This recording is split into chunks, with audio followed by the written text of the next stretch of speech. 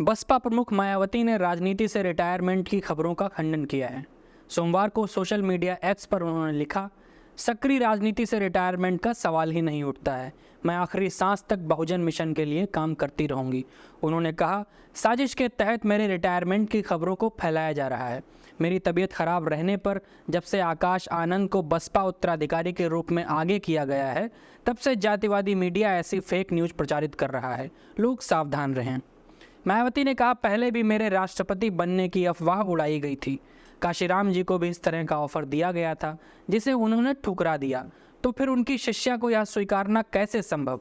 Party कार्यकर्ताओं का मनोबल गिराने के लिए इस तरह की अफवाहें फैलाई जा रही हैं।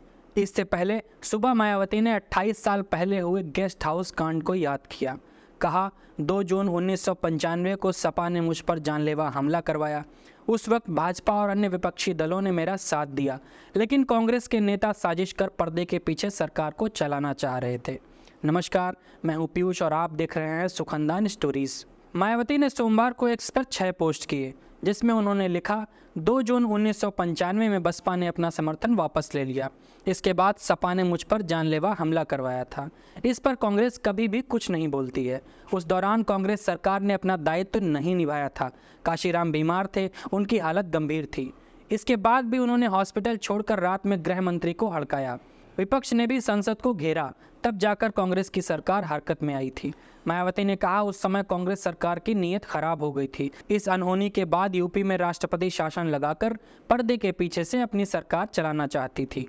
ये षड्यंत्र बसपा ने फेल कर दिया था। पूर्व मुख्यमंत्री मायावती ने कहा कि बसपा वर्षों से जातीय जनगणना के लिए पहले कांग्रेस और अब भाजपा पर दबाव बना रही है।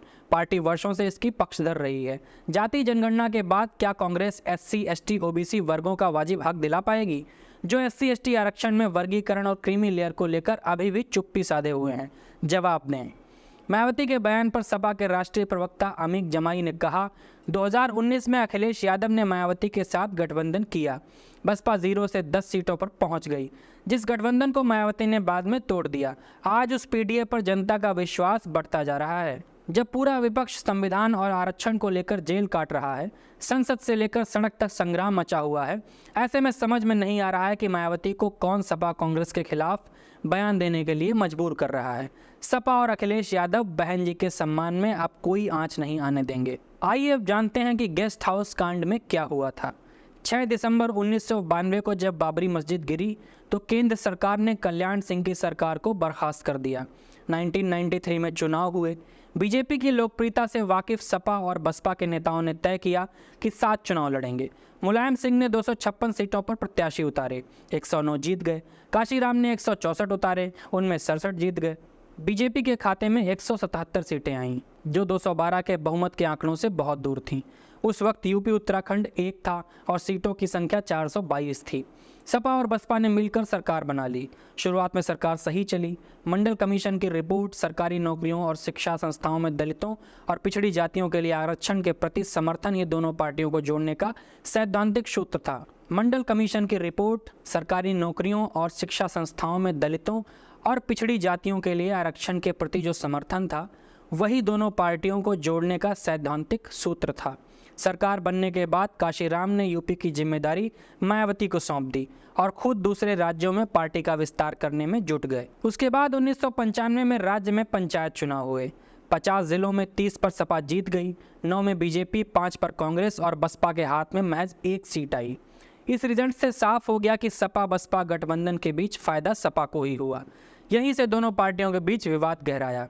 एक तरफ मुलायम सिंह बसपा के विधायकों को अपने पाले में करने में लग गए, दूसरी तरफ बसपा बीजेपी के संपर्क में आने लगी। 1 जून 1995 को मुलायम सिंह को खबर लग गई थी कि बसपा समर्थन वापस लेने जा रही है। मायावती ने उस वक्त के राज्यपाल मोतीलाल वोरा से मिलकर बीजेपी के सहारे सरकार बनाने का प्रस्ताव रखा। मुलायम सिंह गुस्से से लाल हो गए। बसपा के प्रदेश अध्यक्ष राम बहादुर को अपने पाले में कर लिया। उनके साथ 15 और विधायक भी आ गए, लेकिन दल बदल कानून से बचने के लिए 1/3 सदस्य चाहिए, यानी 8 और विधायक चाहिए थे।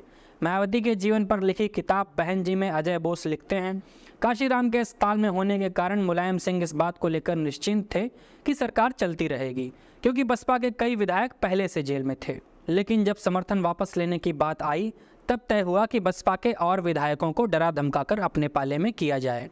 मायावती बैठक कर रही थी, तभी हमला हुआ। 2 जून 1995 को मायावती लखनऊ के मीराबाई स्टेट गेस्ट हाउस में पार्टी के विधायकों और सांसदों के साथ मीटिंग कर रही थीं।